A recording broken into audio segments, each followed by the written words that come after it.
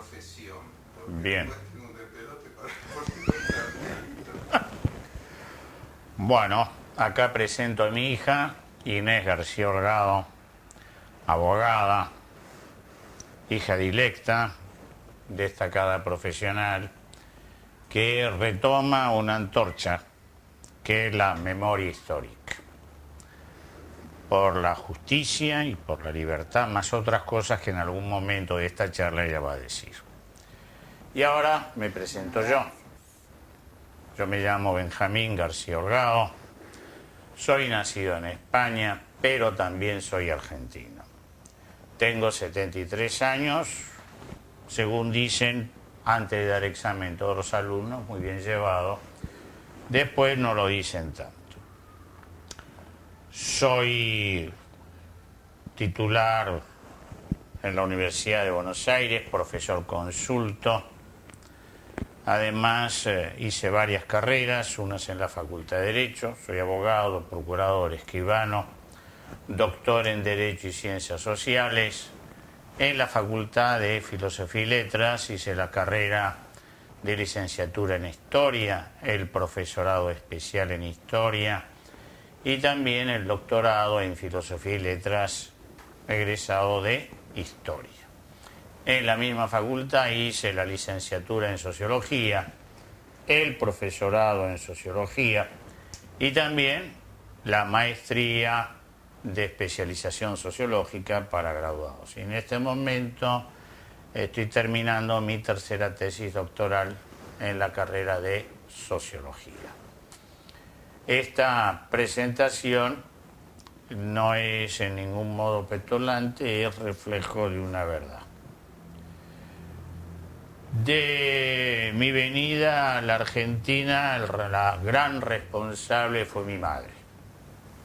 Tenía hermanos acá, ella había venido de chiquitita, acá conocí a un primo que había venido de Salamanca, que se llamaba Don Vicente, y teniendo ella 15 y él 18 años se casaron. De ese casamiento nacieron mis tres primeros hermanos, Vicente, Luisa y Dorita, todos ya lamentablemente fallecidos. Sí. Y volvieron a España, mis padres con mis hermanos chiquititos de acá, y después de muchísimos años vine yo al mundo.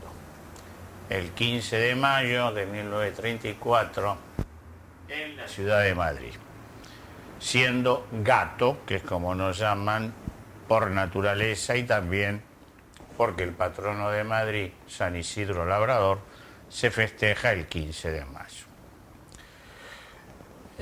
Mis padres eran primos hermanos, sus tendencias políticas en la familia de mi padre había 4 que eran republicanos y 3 que no sabían lo que eran.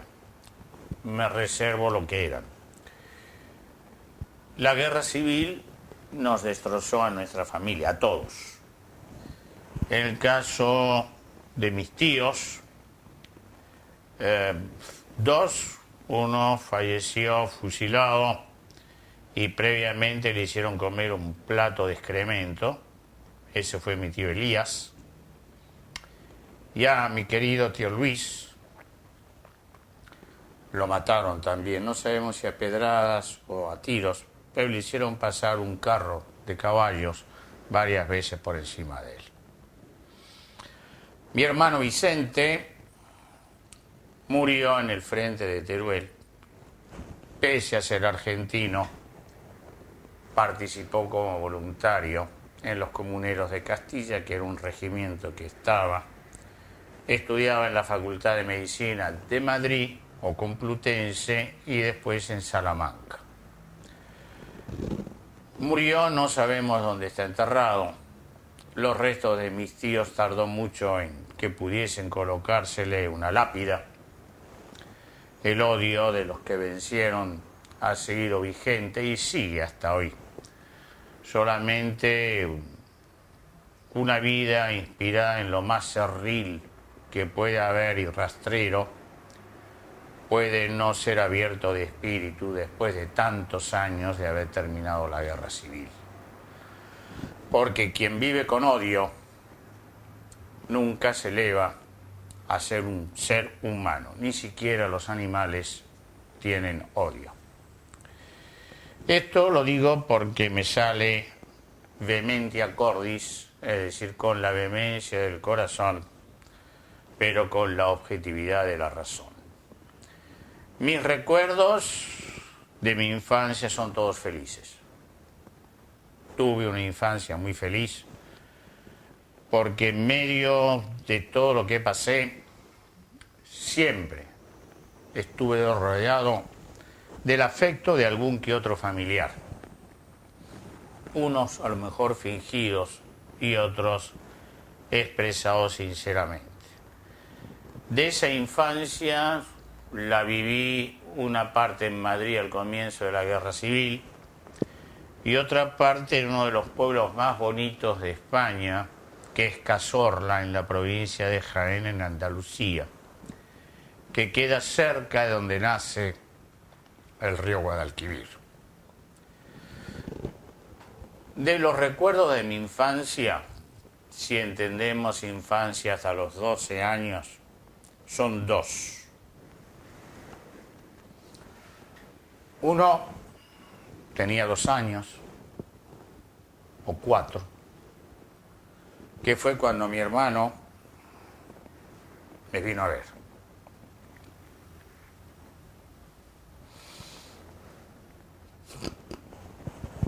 Ay, no llores. Porque en realidad ellos dicen que es feliz. En realidad el exiliado dice que tuvieron allá felicidad y todo, pero no la tuvieron. No, pará.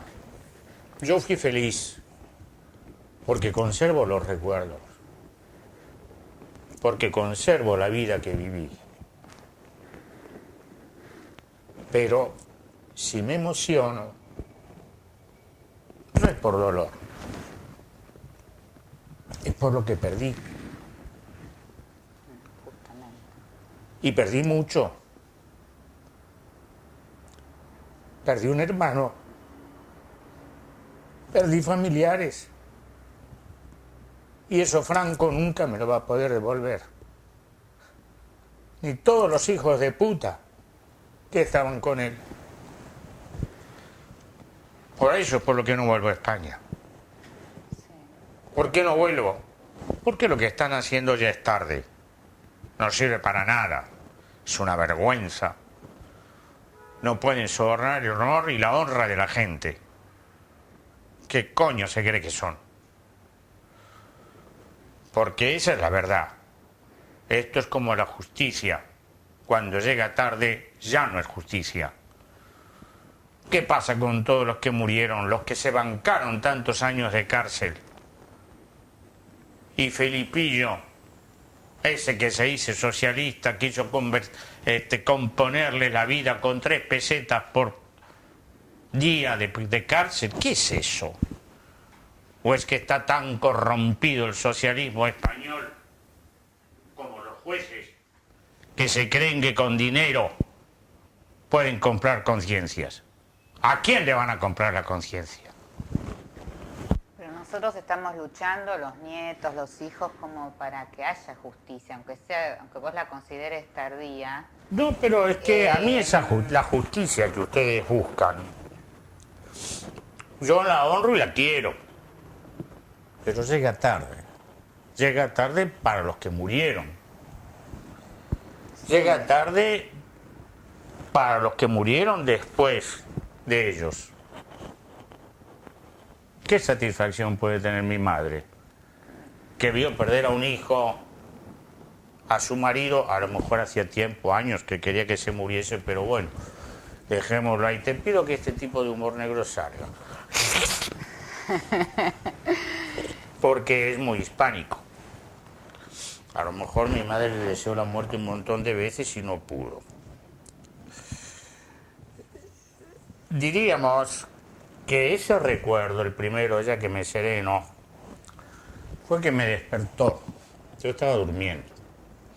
Y estaba durmiendo, creo que porque me había tomado medio vaso de vino blanco con 4 años y había convidado a mi perro, Chaparrón. Y claro, nos agarramos una mona o tablón, como dicen en España. Me acuerdo que me alzó y estuvo conmigo todo el día. Y lo que me queda hoy en la retina es cuando se despidió. Levantó los brazos.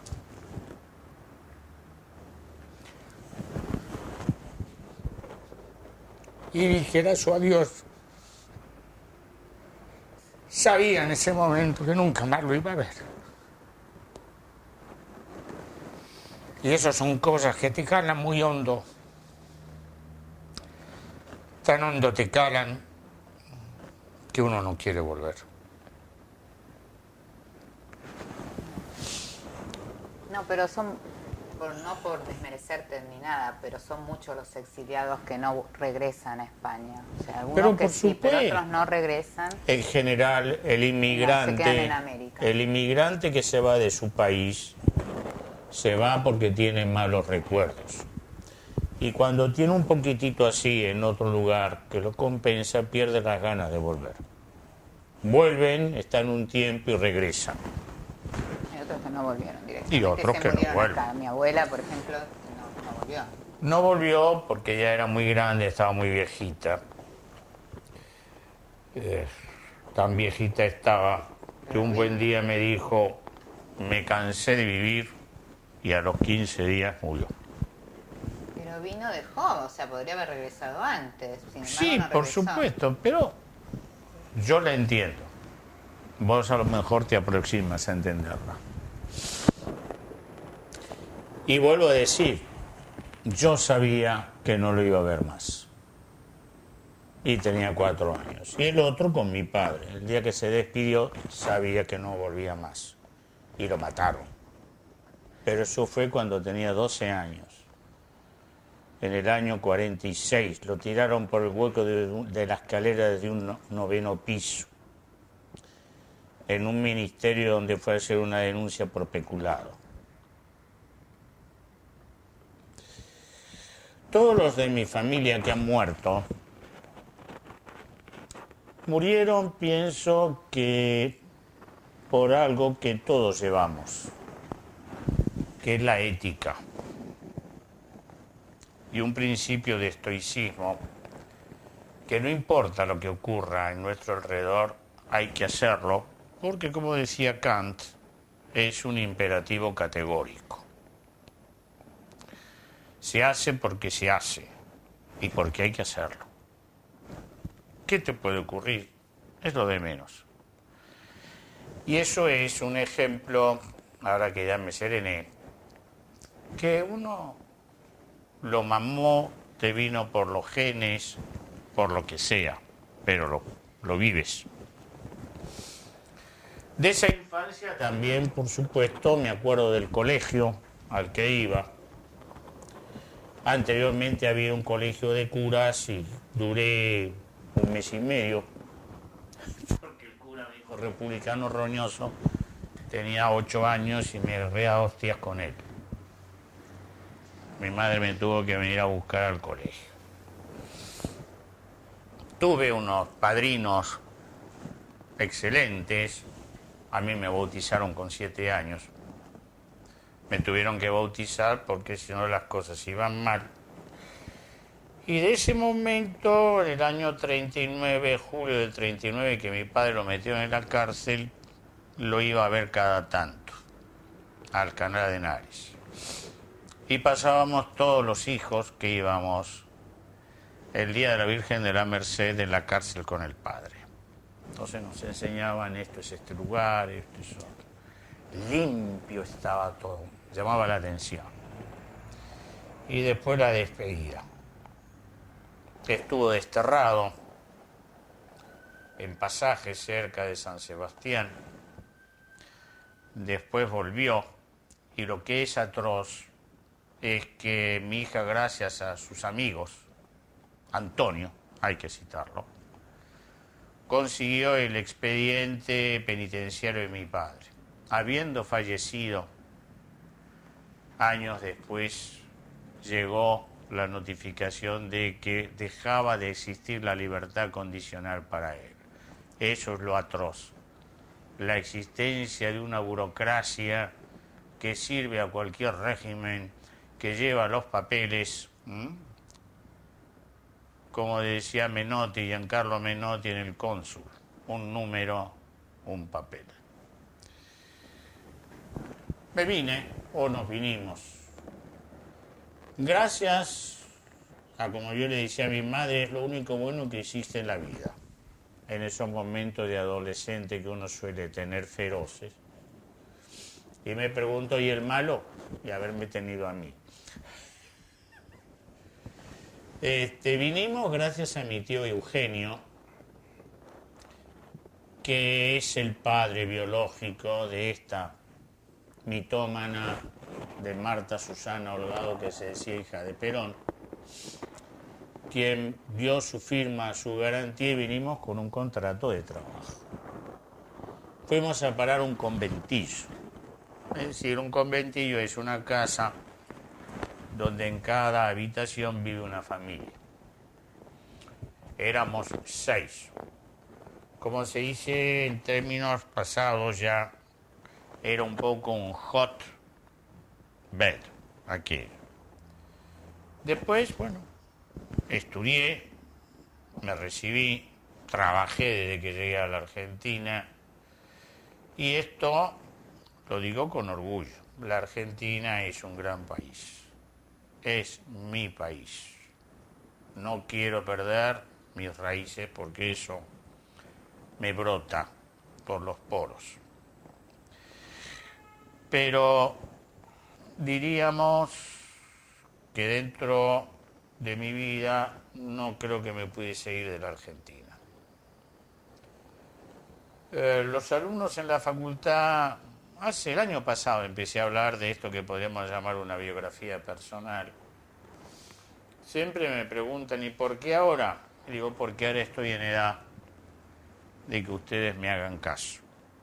Porque ya no soy ni el hermano mayor, ni el padre, sino vuestro abuelo. Entonces, me hacen más caso que otras veces. Pero, ¿qué pasa? Así como estamos ahora, también hay quien vive de esto. Vivir significa existir. Y hay algunos que hacen de todo esto un motivo de vida, de sentimil, es decir, de medir el espacio que se ocupa. Mi hija puede decir, cuenta cómo es el tema de la presentación a Garzón. ¿De Garzón? Sí. Bueno, él es un juez de la Audiencia Nacional. Ese tribunal tiene que intervenir en todo lo que sea derechos humanos, genocidio. De hecho, ha intervenido en América Latina, pero en su propio país, que es España, no es capaz de exhumar más de 30.000 personas que están en fosas comunes. Tampoco es capaz de juzgar a personas que todavía están vivas, porque dicen, no, y hace mucho que la Guerra Civil Española pasó. Sí, pero la dictadura de Franco terminó en el año 70, más o menos. 76. 76, exactamente. Entonces, hay gente, hay muertos, hay fusilados por Garrote Vil. Se llaman los últimos fusilados de Franco también, que ya estaba en su lecho de muerte cuando firmó las sentencias. Y hay gente todavía viva que ha matado a esas personas, a esos pobres republicanos o anarquistas o gente sindicalista. Y bueno, también hay gente viva, pero ya no sé, que fue ministro de Franco, una persona, Fraga Iribarne. Y era el más liberal, así que hay que imaginarse cómo era el resto. Es decir, que el tema de impresionarse por todas las torturas y crímenes de América Latina Bueno, todo bien, pero tiene que intervenir en su propio país, pero desde hace años tendría que haber intervenido, así como Felipe González, desde hace años. Porque las fosas estuvieron siempre ahí. Por supuesto, y todo el mundo las conocía y nadie hizo absolutamente nada.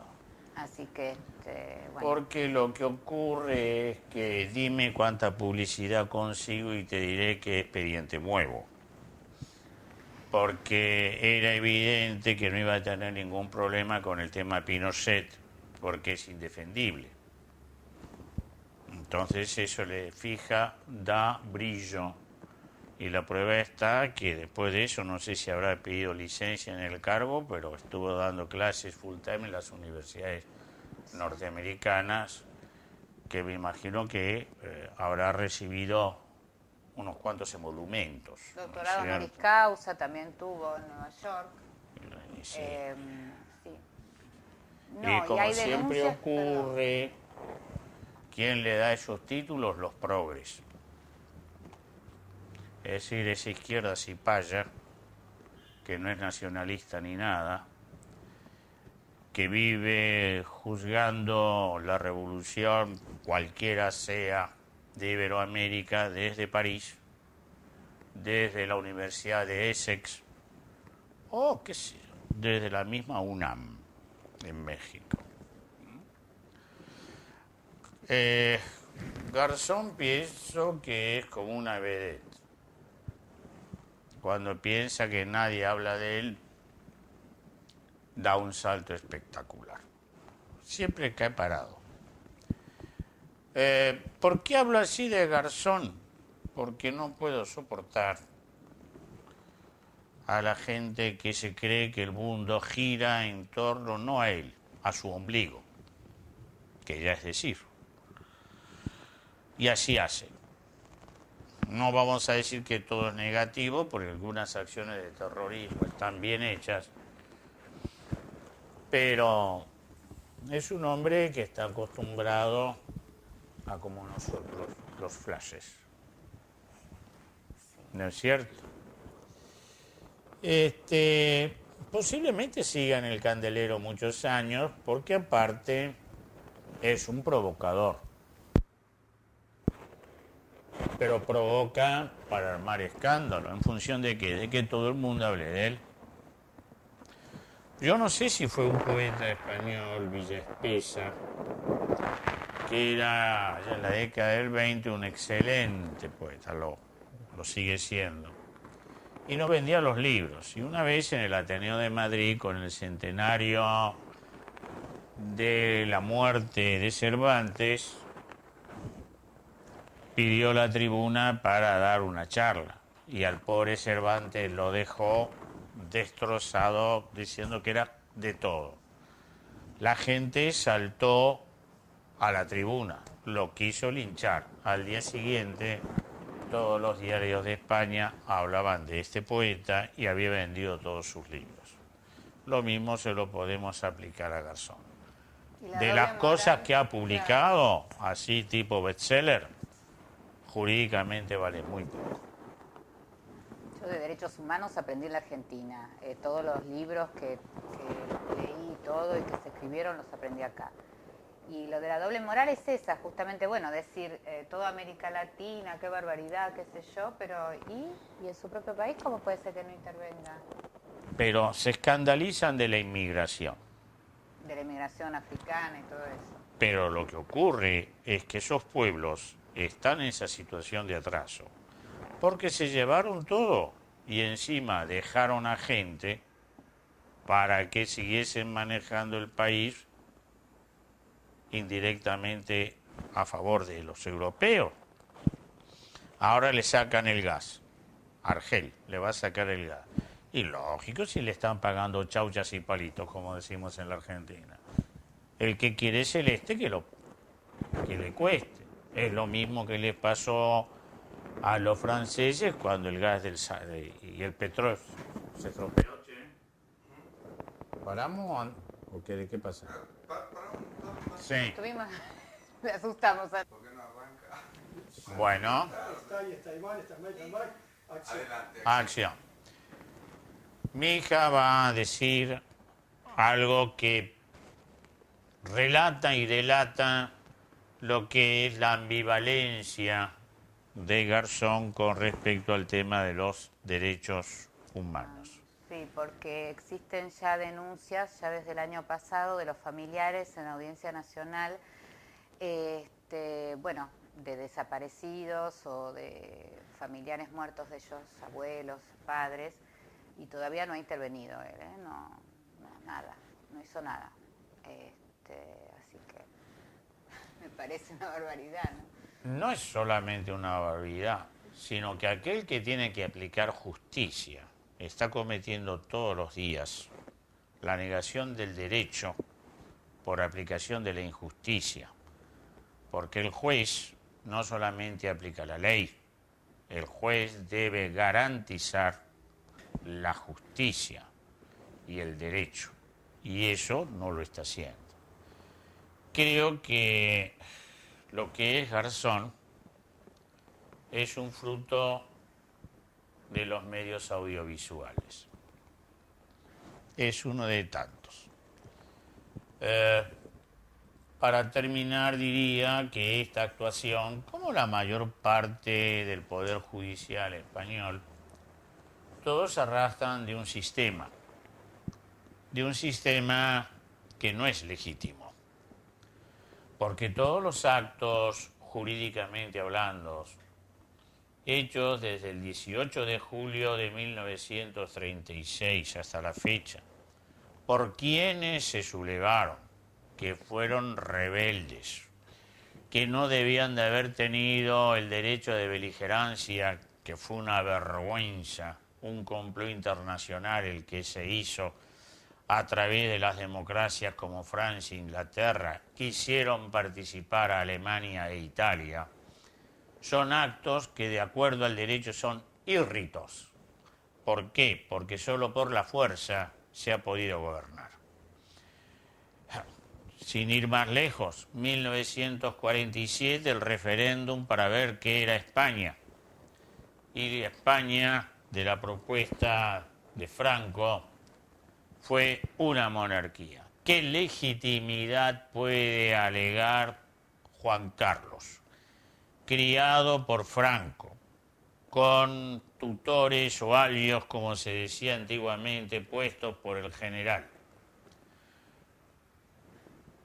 No puede ser una monarquía legítima. La monarquía, para legitimarse, tiene que volver a someterse al voto de todos los españoles.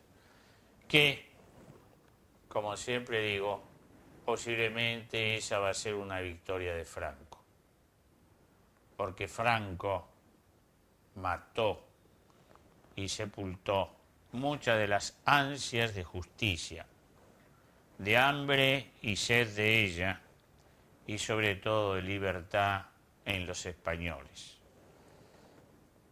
Yo lo que hago es pasar mi antorcha a mis hijos para que no dejen que esto se apague, que esto muera. No se va a pagar. Y yo hasta el último día que viva voy a ser consecuente con mis principios. Tan lo soy que con las ganas que tuve de volver a España, mi hija me quiso llevar, qué sé yo, en un pantallazo que puede haber durado muy poco tiempo, yo diría milésimas de segundo, decidí que no. ¿Por qué? Porque iba a volver allá y todo iba a resultar ajeno. ¿Qué iba a ser ajeno a mí? Que estarían todos, familiares, compañeros de colegio, pero ya no serían los mismos, por supuesto, por una cuestión biológica, sino lo que más me aterraba y me ponía muy mal es que nadie se acordase de los muertos. Eso fue por lo que no fui. ¿Por qué no cuentan? Sí. ¿Cómo fue? Ella, porque ella fue la instigadora. No, lo que pasa es que yo estoy del viaje. trabajando desde el 2004 por internet con distintas Más énfasis, asociaciones hija. Más énfasis, con coño. distintas asociaciones de memoria histórica de España. Y bueno, nosotros por internet lo que hacemos es tratar de difundir a nuestros familiares, a bueno, la historia, la memoria histórica. Decimos que bueno, que son los que no tienen voz, darles voz a los que no la tienen, cuando nosotros tratamos de, por ejemplo, entrevistar a exiliados que quieran hablar, porque muchos no quieren, o si no descendientes, tratamos de buscar documentos para exponerlos y difundirlos. Y bueno, fue una lucha larga el tema de las placas, que todavía hay pueblos que no dejan, porque está el PP, el Partido Popular, que no lo deja. Entonces, bueno, en este caso de Salamanca, bueno, para mí fue algo inesperado totalmente. Es una asociación de memoria y justicia que en ese momento justo el rector se avino. Ahora el rector no lo eligieron. Yo no sé si es después de eso, de esa placa que nos dieron o qué. Y bueno, se hizo una ceremonia en donde nos entregaron una placa. Por supuesto que eso no es todo, ni las heridas van a estar cerradas, como ellos dicen. Las heridas se cierran, pero las cicatrices quedan. No se cierran. Para mí no se cierran. cierran. Para Pero él la se cerrarán, cicatriz pero para mí queda. no. Y bueno, yo pienso que él no fue por el tema ese de los exiliados. Y también porque quería que tu hermano supiese que tiene raíces españolas. Claro, está bien. Pero lo que hay que aclarar es que no en todos los pueblos, hay pueblos que hay gente que tiene miedo de hablar todavía, y que no en todos los pueblos se han puesto placas, y que bueno, placa tampoco es todo. Queremos nulidad de sumarios, de los sumarios franquistas, donde fueron fusilados y encarcelados nuestros familiares. Ya está, he hablado demasiado. ¿Qué pasó? ¿Yo? Si no toco nada, coño. ¿Por qué no compras otro? No, ¿Qué Rosa te acá en la parece? cabeza. Mucho petróleo, mucha maquinaria, mucho televisión, después nos pone un mango para esto. ¿Cortaste? Cortamos, así después retomás el sincro. Bueno. Cortar, Cámara, acción. vamos. Surgió inesperadamente la invitación supongo que por el trabajo que estamos haciendo de estar escribimos artículos, firmamos manifiestos, por ejemplo, para que en las escuelas se permita que la materia de historia esté la Guerra Civil Española expresada, enseñada, pero como corresponde. Un montón de cosas, porque España está muy atrasada. Bueno, y yo supongo el tema de que era una asociación salmantina, mi tío estaba estudiando en Salamanca, y entonces se hizo un homenaje a los maestros, profesores, empleados y alumnos que hubieran estudiado en Salamanca y que hubieran sido represaliados por el franquismo. El homenaje fue, bueno, hablaron dos historiadores y después nos dieron una placa. Bueno, ese es un comienzo, no es para nada, como dice él, todavía la justicia ni nada por el estilo. Aclaremos. Fue algo que se... Todo lo que se hace es positivo. Sí. Todo lo que se instrumente está bien, pero llega tarde. No es tarde, yo digo que Llega no es tarde para muchos, no para mí, que como bicho malo nunca muero. Si no, pregúntale a los alumnos. Pero si nosotros pensáramos que es tarde, los hijos y los nietos, no seguiríamos luchando. Que por el transcurso de la edad es tarde para mí. Para ustedes que recién empiezan, es temprano. No, claro. Pero más vale tarde que nunca. Yo estoy muy orgulloso de todo lo que se está haciendo, por supuesto, en especial de mi hija y también de Benjamín, que siempre dice que no lo tengo en cuenta para que quede grabado, porque acá se ventilan los trapos de la familia también.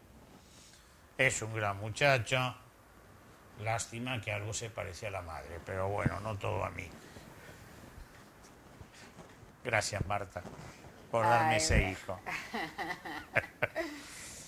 Lo único que no he perdido, ni pienso perder, es el sentido del humor español. Es una mezcla de ácido vitriólico con otros productos, pero me ha ayudado mucho. quiero a España, la amo a España. Pero a este país lo amo, tanto más que al otro. Allá está mi niñez, con todos sus recuerdos hermosos, incluso lo desgraciado, porque objetivamente ir a ver al padre a la cárcel con un cartel de madera que ponían el número del, como preso que le correspondía, no es nada elegante ni lindo, pero sin embargo, todos entrábamos en fila y nos esperaban los padres.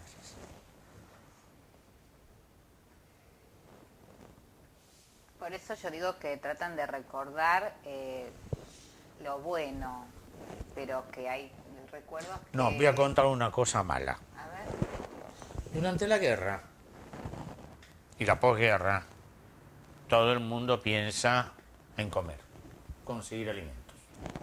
Que te caigan bombas, no importa. Yo me acuerdo que empezaron los bombardeos, tenía 2 años, nos llevaron al sótano y las mujeres estaban todas con paños de agua fría, nosotros como los cachorros que están en las vidrieras de las veterinarias, apretujados unos contra otros. A la semana jugábamos al fútbol en abajo y saltábamos por encima de todos los que estaban enfermos en la cama. Uno se acostumbra a eso, al hambre más o menos. Me acuerdo que un día, después de la guerra civil, yo vivía en la glorieta de Quevedo, número 6, voy a la calle a jugar un rato con mis compañeros y de repente veo una persona que estaba vendiendo pasas de uva. Entonces subo corriendo y le digo, madre, que están vendiendo pasas de uva. Mi madre bajó, compró 4 kilos de pasas de uva. Y estuvimos 20 días comiendo pasas de uva. Lo malo es que ahora veo las pasas de uva. No hay caso. Y no hay caso.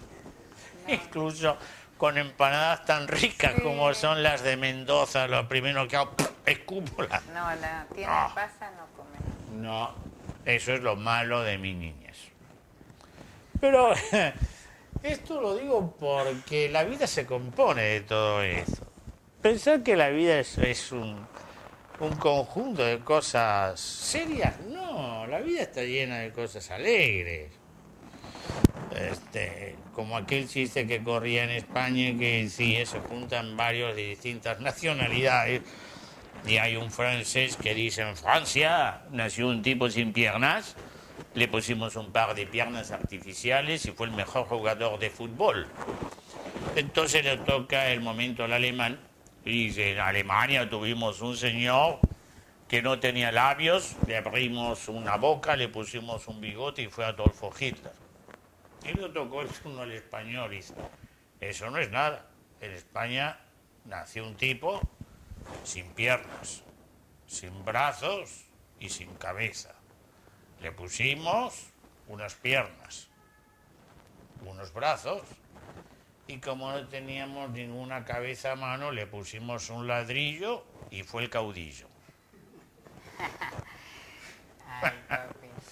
Pero es que la vida está hecha de eso.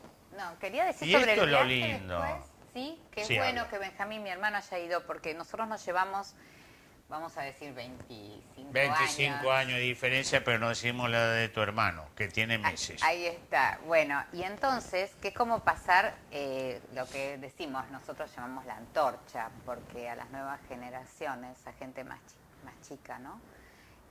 Sobre todo este tema y bueno, tratar también, nosotros queremos ahora tratar de juntarlo con Latinoamérica y Iberoamérica, porque Latinoamérica es un subproducto del colonialismo intelectualoide de los franceses.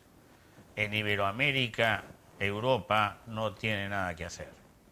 A mí Porque me gusta decir Latinoamérica, no es Iberoamérica, no, es Latinoamérica. No es limitante, porque en América hay eslavos, hay judíos, hay turcos, bien llamados turcos, hay de todo, así que no son latinos puramente.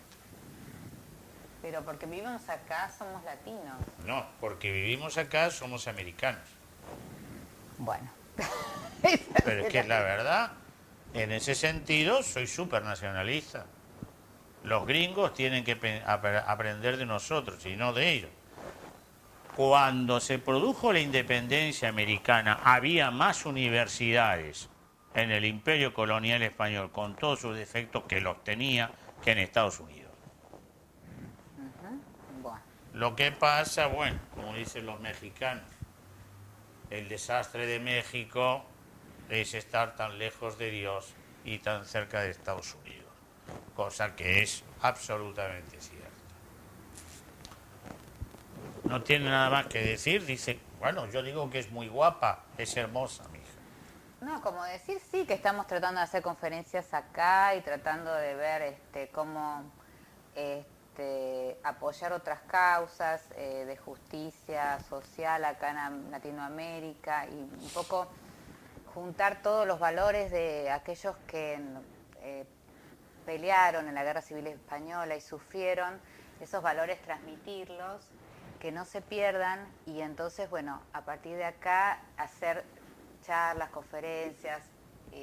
La idea es, bueno, que Latinoamérica sea un todo y que podamos llegar a este tema y otros, juntarlos, ¿no? Todavía estamos empezando con alguna asociación de España, hacerlo. Bueno, eso es lo que yo quería agregar, Lo que ocurre, ¿no?, es que la gran muralla que tienen estos chicos es el profundo desinterés en una gran parte de la sociedad, un vedetismo en la parte de los intelectuales, un desconocimiento profundo de lo que es el alma iberoamericana. Nadie la conoce como los iberoamericanos. Y como decía cierto político argentino, solo los iberoamericanos salvarán a los iberoamericanos. No te quepa la menor duda. Ningún intelectual francés tiene que darnos ninguna receta. No las necesitamos.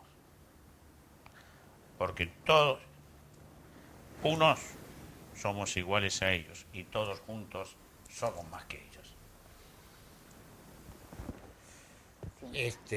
Por eso es... Sí. Agregar alguna otra cosita. Nada más. No, porque si no Ya va a después ser de un la plomo. lata que di, ¿para qué te cuento? Bueno, ¿querés decir algo de...? Sí, Bueno. hay algo que me ha dado vuelta durante mucho tiempo, porque lógicamente uno se va acercando a determinado tipo de definiciones. Y hablando con Jorge, se me ocurrió que un tema interesante es, porque a todos nos va a llegar, es el tema de la muerte. Diríamos, el tema o concepto de la muerte ha sido, yo diría, muy bastardeado. Porque muchos dicen que es un reloj que se descompone y es subestimar a la persona. La persona no es un conjunto de engranajes. No es decir tampoco que se para el corazón, la sangre se congela y uno se queda tieso. Lo biológico nunca puede expresar el sentido profundo de la muerte. Que yo anoté unas cosas para fijarlo en ello. ¿Y qué es la muerte? La muerte es, diríamos así, entrar en la nada.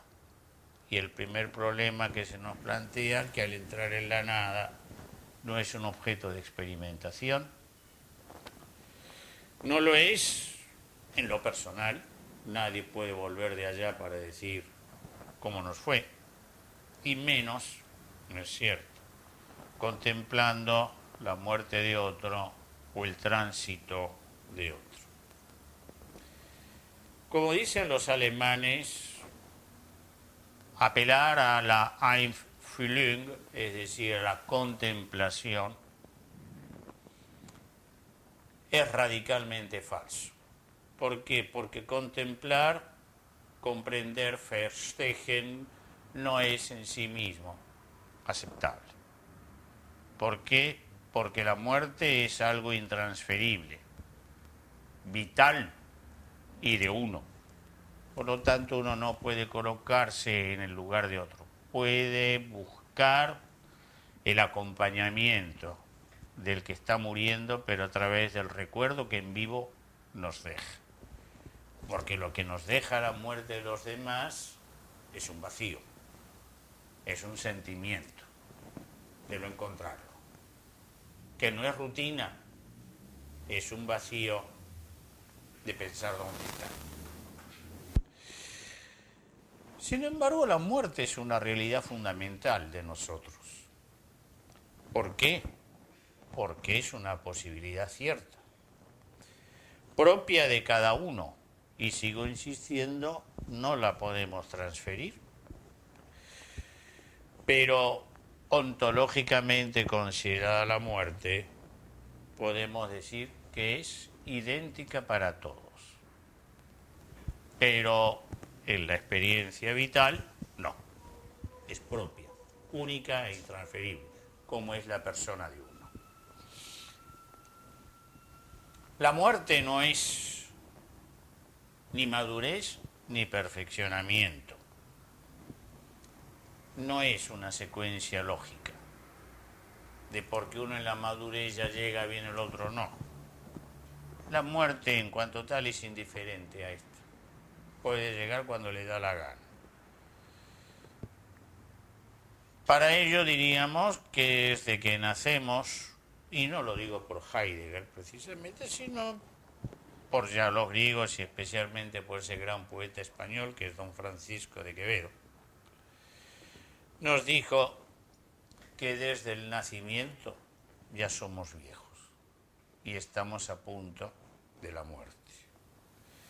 Se es capaz para ello, pero nunca, y esto lo digo yo, es tanto como para que la muerte le sorprenda tan totalmente despojado de todo porvenir. Uno, como tal, no es nadie, es uno más. Y por ello, a la muerte se la mira como un fenómeno enojoso de la naturaleza. Pero al verlo como un fenómeno enojoso de la naturaleza, lo estamos sacando de nosotros, con lo cual la estamos negando. Porque lo más importante es comprender qué es la muerte. Y en este terreno, diríamos, la muerte pertenece al ser que vive en el mundo. No le queda otra. Y en ese mundo en el cual, valga la redundancia, uno tiene su proyecto vital. Y acá se plantea otra cosa. Si existir es existir, por existir, no existimos. ¿Por qué? Porque no tenemos en cuenta la muerte. Pero cuando nos cuidamos a nosotros mismos, el cuidado del físico, el cuidado de lo que llamaríamos el alma, en realidad sí estamos teniendo presente a la muerte.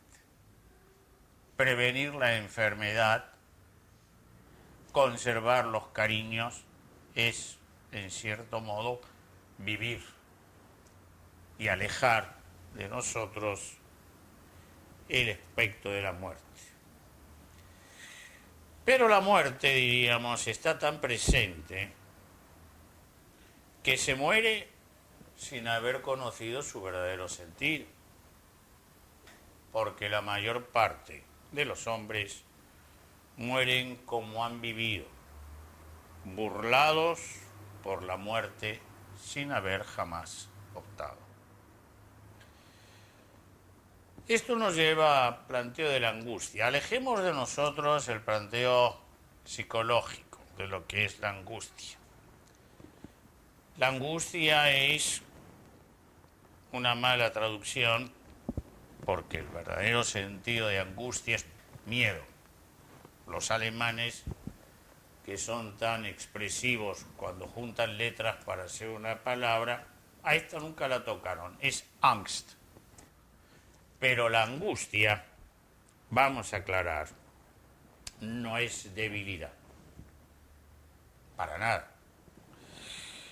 La angustia que nos puede hacer sentir la muerte es eso, un sentimiento de una situación original que nos descubre como arrojados al mundo para en él morir. Es lo que los alemanes dicen solange es existía, es decir, el cuidado nuestro es lo que nos da la existencia. Si no nos cuidamos, al no cuidar la existencia, no sabemos lo que es la muerte. Y eso es todo. Se acabó la lata. Pero antes, mucho mejor que yo, y me voy a poner las gafas, alcanzámelas, que están en uno de los... Te las Son dos poesías de Quevedo. Pero no son muy largas, ¿no?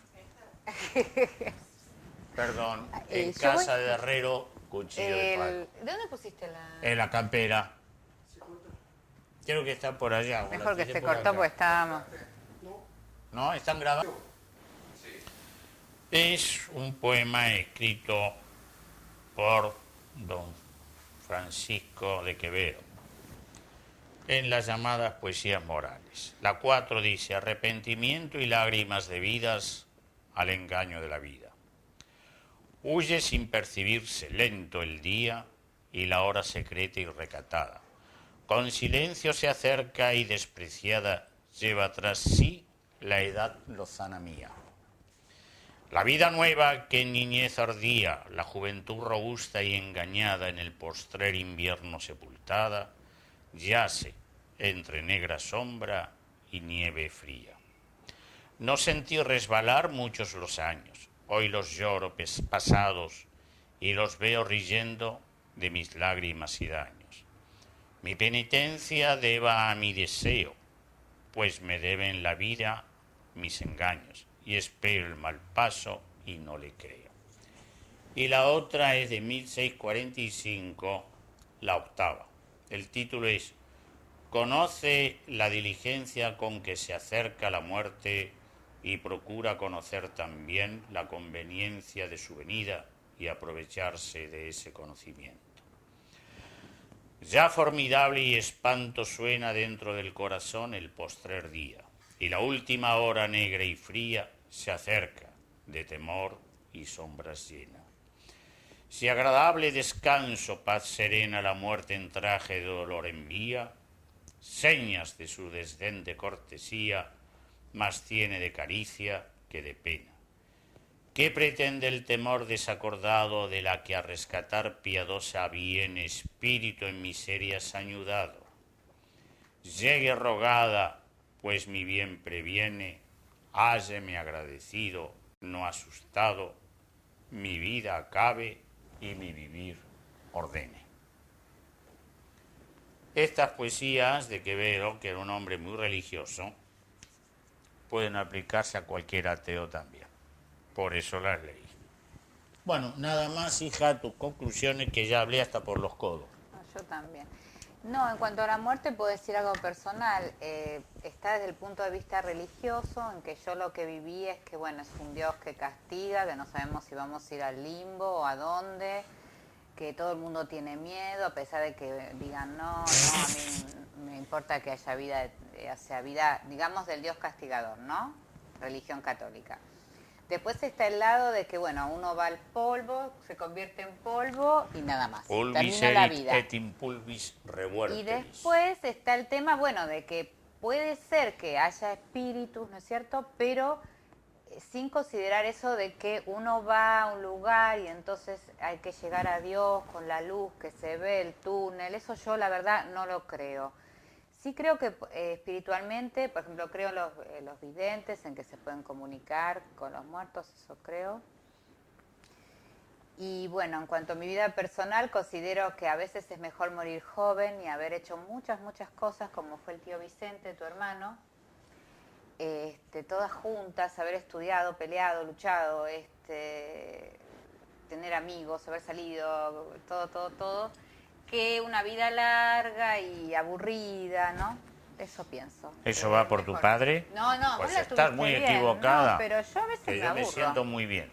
Pero bueno, hay que esperar, ya te digo, me gusta más esa idea, la idea de la Iglesia Católica del castigo y de esperar a verlo a Dios y todo eso, sentarse, no va. Hay una patada para este lado, quiero avisar. Pero bueno.